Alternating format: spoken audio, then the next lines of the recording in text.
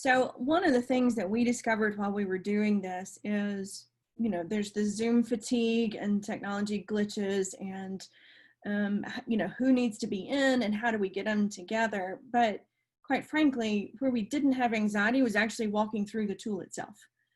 We found it to be extremely straightforward, step by step, read aloud almost in some cases, and answer the questions.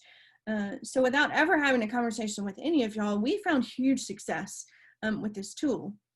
All that to say, you probably do have tips and tricks for those who are using it for the first time. So let's take advantage of our conversation here. And what would you share for those that are considering it or picking up to use it?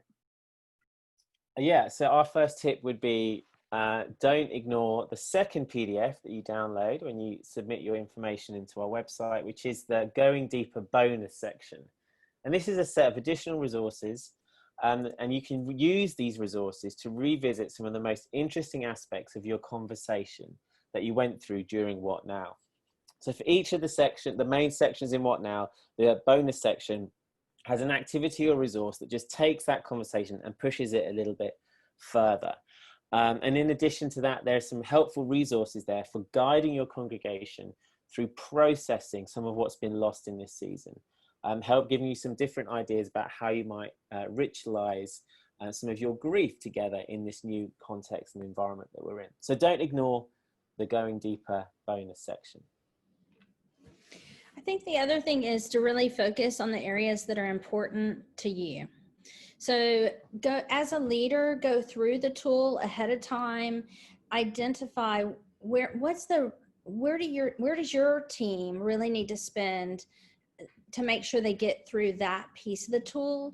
So while we think the whole tool is important and we don't want you to get stuck, we do also trust you're a leader and you know how this tool is going to work for your congregation. In the same way that we've made it theologically agnostic, that it can work whatever tradition you're coming from. We've tried to pay attention to the different environments in which you're using it, but also that this is a tool for you as a leader. So we're not precious about it. So focus on the bits that are most important to you. Another suggestion is to keep the pace moving, sort of keep energy up. There's obviously a lot that can get bogged down in a process like this, but we would encourage, if you're leading this process, to sort of keep it rolling. And one of the ways to do that, one of the tricks, is that parking lot that Shannon showed us at the very beginning. It's at the very front of the tool. It's where to place conversations, concerns, questions that might derail a conversation for a long time. So one of the big ones months ago was around insurance, and will insurance cover churches if somebody gets sick, and all of that. And I saw loads of conversation about that on the internet and so on. And I could easily imagine an hour-long detour around some specifics, people looking up insurance policies here and there and all of that in the middle of this session. Obviously, if you want to go there, but our suggestion is to put that sort of thing in the parking lot and have somebody research it and come back to it. Similarly, with maybe a very contentious question that's happening in the group, maybe you let it be for a few minutes and then table it and say, hey, let's put that in the parking lot and come back to that when we have a different space, a different energy, a different room for that. And let's keep moving here so that we don't get totally lost with time and so forth. So use that parking lot and use it as much as you'd like. Another tip we have is to pay close attention to the time constraints that we give you for each of the sections. Somewhat counterintuitively, too much freedom and too much time is not great for creativity. Interestingly, there's a bunch of research that's come out recently which suggests time limits and constraints really benefit both creative thinking, but also identifying what's really important. And we found this through lots of experience with our work, that giving people a shorter time to achieve a task actually can help the important things bubble to the surface and the less important things drift to the bottom. So use the time constraints. We found them to be really, really helpful.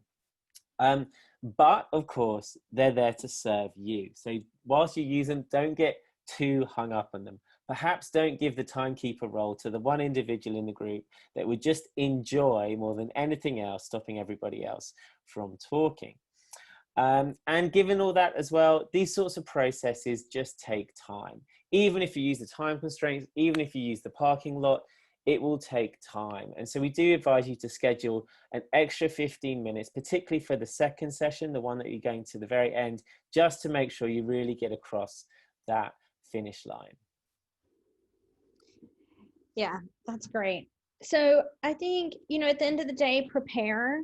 Again, as a leader, make sure you know how you want to run the session, have gone through the tool, like look through it, who do you want to do what. So there's preparing on the front end, but I think really use that piece at the back as well, at the very end, that action plan, to make sure that people leave, you finish the tool knowing what's going to happen next and who's responsible for what. So prepare on the front end, know how you want to use it, and use it in the way that's going to work best for your team, but then use that piece at the end, that action plan. And I really think those are like 5 good tips and tricks from us, right? And I'm sure, we're hearing things from other people where they're finding ways to use it, but those are kind of the ones that over and over, these are ways that you can use the tool well. That's really helpful. So I have a lot more that I can say about our team as we went through this, and I'm happy to do so. However, as you just said, you're hearing from other people. So what are you hearing from teams and churches that are using this?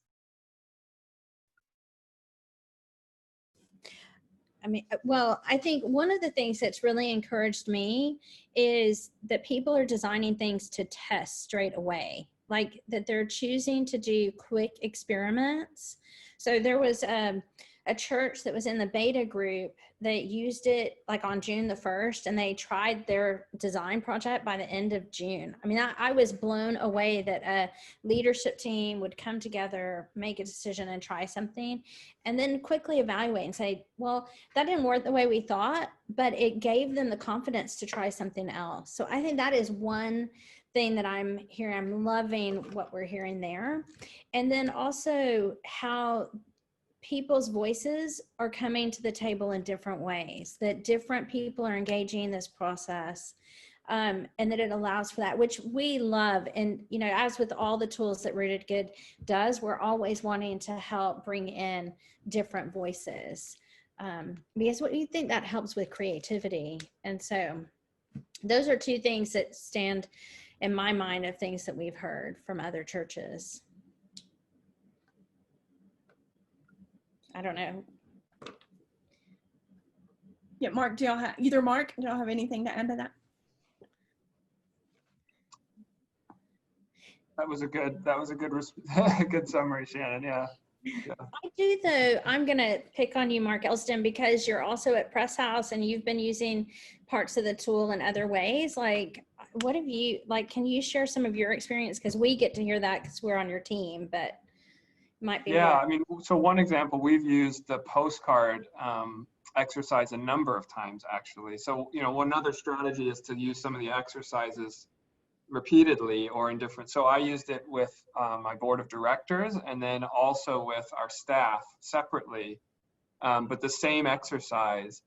And it was really helpful for us in clarifying where we wanted to be this year, what impact, what change we wanted to make in people's lives this year. So, rather than trying to revisit our entire mission, which is a really monumental undertaking for a lot of organizations and not one that we needed to do. Our mission is still consistent, but we did want to revisit, okay, what at the end of this school year, in our case, this academic year, what impact will we want to have had on students' lives, knowing that our constraints are severe in terms of what we're able to do and what we would normally do is not possible. And that was really helpful for us. And we were able to do it in different pockets of the organization and then pull that together and come up with sort of 3 priority areas for each of the parts of our organization and moving forward. So that was one sort of little way that we ended up using part of it. One of the bits of feedback I've heard as well was particularly focusing on just how different this tool came across in how it was used for this particular congregation, vis-a-vis the other information that they were kind of getting bombarded with, which was very much, the other information was like, this is what you should do, or here's 10 things you shouldn't do, and this kind of these endless lists, which I think can often with leaders create this sense of, am I missing something? Am I doing something right? And instead of that, this, the What Now tool, they said it was great because it was simply just a process. Like it didn't force you to respond to like all these sort of normative or strongly held assumptions that are coming from different people. It just said, okay, here's a way of having a good conversation in a relatively quick amount of time. And I think that's, that obviously that's neither a silver bullet nor rocket science, but it's incredibly useful to structure things well and to enable people to see how one thing leads to another that can help you build towards a shared outcome and a shared process together. And so I was really encouraged by that, just the sense that this isn't trying to replace, this tool's not trying to replace advice from denominations or networks, but it's trying to come alongside all of that advice and help with the process. How do you actually get there? And so that was really encouraging feedback that I've received. So I want to circle back around to words, Mark, something that you just used on the shared experience of the group. And Mark, you also used the words earlier of buy-in. The people that are involved have buy-in in this process. So while these groups are being gathered for the purpose of going through this entire tool, what else do you see are markers of success in the group? What will the group gathering achieve together, or what are some secondary greatness pieces that come out of this? So I think, yeah, that's a good question. What I've seen and what we sort of built on our experience around designing this sorts of thing is paying attention to process is crucial because of these secondary benefits, because of these sort of other outcomes that you get. And I think one of the things that a shared process really helps is it helps hear different voices. Voices that sometimes don't get heard in the same way through standard meetings, through when you just go through your normal process. Let's say you have a board type environment, you have the chair of the board, you have an agenda. This is different to that. It's different to a standard, even staff team meeting. And because it's different, it creates different opportunities for different voices to be heard. The other thing that this tool will do, which we think is really crucial, is help give processes whereby people can identify what prioritize and identify what's important. In all of our experience of working with congregations, it's sometimes the sheer amount of need and the sheer amount of activity makes it very hard to see the wood from the trees. It makes it very hard to sort of really pull out what really matters more than other things. And so this process, part of what it can do is it forces prioritization, almost in a kind of game way. But what that could do really helpful is help you feel at the end, okay, it's just a little bit clearer.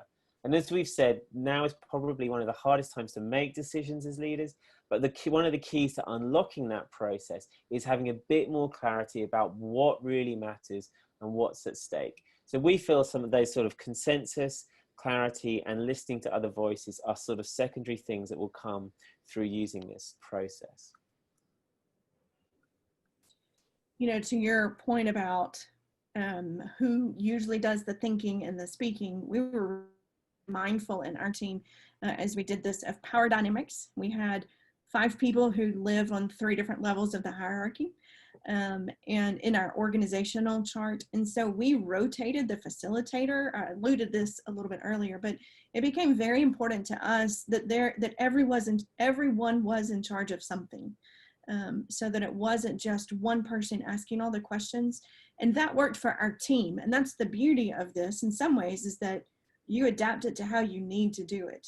But for us, it became almost happenstance, but it made a huge difference in the way we had the conversation, that I wasn't the only one leading it, that my role actually was participant in quite a few of the sections, just like everyone else's. Yeah, That's helpful. great. So in my context, we're at a denominational level, so we're not in a church level. Do you have words to others who would like to do this in an organization that might not be just a local church?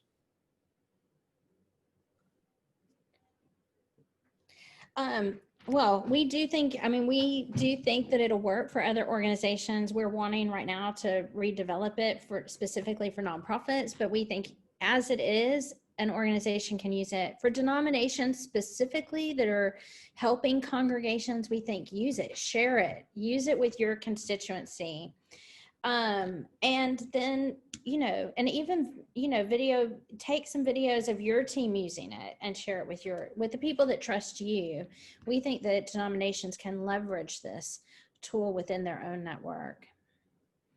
So that's, I don't know if that really answers your question, Ruth, but yeah, we do think it works. We also think it works outside of COVID, that some of this is just really good creative process for your team. But definitely we think it will work outside of congregations, but it was designed specifically for congregations. I'll ask my last question if somebody has one that they want to type in, and that is, so we've done it as a team. It was fantastic. What do you recommend now? Are there other tools? Should we look at doing it again? Shannon, you just mentioned that it doesn't have to be COVID specific, so we could pick this back up again. Yeah, one of our thoughts was that actually this is a process, or a portion of the process could be repeated as much as you need to, right? So it was intended to be done in a short enough amount of time that it doesn't feel like it's a once every 10-year strategic plan thing that you can never do again, you never want to see again, but that you can do it and then return to it, or even again, return to parts of it. If the needs change slightly, if the constraints change slightly, you can pull it back up and revisit it. And we would encourage you to do that as much as is useful. The going deeper is worth checking out for sure. There are quite a lot of resources in there. Some of those are Rooted Good resources, but many of them are directed to other things that are out there, books and other suggestions for how to go a bit deeper into the various, pretty much each of the sections of the What Now tool. There are some additional steps, exercises, or resources you can look at in the going deeper. Obviously, check out the rest of what Rooted Good has. We have a whole lot of stuff on we call our good stuff page. It's kind of a version of a blog, but it directs to articles, to other resources that are outside, and then to some of our own things that we either give away for free or sell for a small amount. And you're welcome to check out the other games that we offer. And we're continually building and adding to that. So return to that, because there's new stuff there almost weekly. Really, our entire purpose as an organization is to provide resources and support for congregations and other enterprises, basically just to help them do their work better, do their work more effectively. That's the whole reason we exist. And so that would be some of our suggestions for next steps. And of course, reach out to us if you have ideas or additional needs that your organization has as we work on developing additional tools. Yeah, I've just seen someone's asked in the chat, do we have resources in Spanish or other languages? We don't right now. We have seen our tools led in other language contexts. So specifically our game Mission Possible has been used in other languages, but it is not translated. We are willing to work with other organizations which serve Spanish speaking and other languages to adapt our tools. So if you are interested, do get in touch. Just while I'm on it, because I mentioned Mission Possible, which is a resource that most people who've had some experience with us might have heard about. We have just adapted it for use online as well as in person. And you can read more about that resource on our Rooted Good website, and we might pop the link in. Yeah, so, and yeah, and go look, along with What Now, we realized when we were developing and testing What Now, people were wanting to have just the conversation about gathering. So there is How Will We Gather is another free resource. And so if you're still a congregation just looking at gathering, you can download the How Will We Gather, which works in the same way as What Now. Great. Yeah, we just want to say thank you to everybody that's joined us for this webinar. Thank you massively to Ruth for hosting this conversation so eloquently, and to Charlize for helping us with the technical side. And yes, thank you to everybody. We really appreciate the time you've given to this, and we look forward to more of this in the future. So thank you very much from all of us at Rooted Good. Yes, great. Thank you very much. Bye-bye. Bye.